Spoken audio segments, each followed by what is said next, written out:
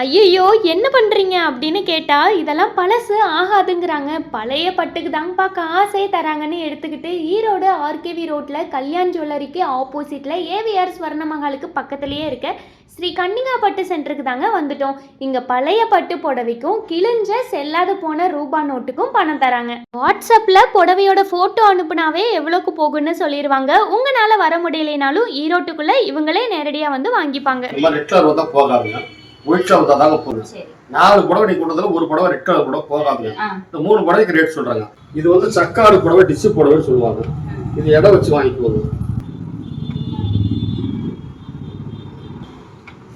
இது ஒரு புடவை மட்டும் 40,000 ரூபாய்க்கு போகுது. ஒண்ணு மட்டும் 40,000 ரூபாய்க்கு போகுது. இந்த 2 புடவை ஒரு 25,000 ரூபாய்க்கு போகுது.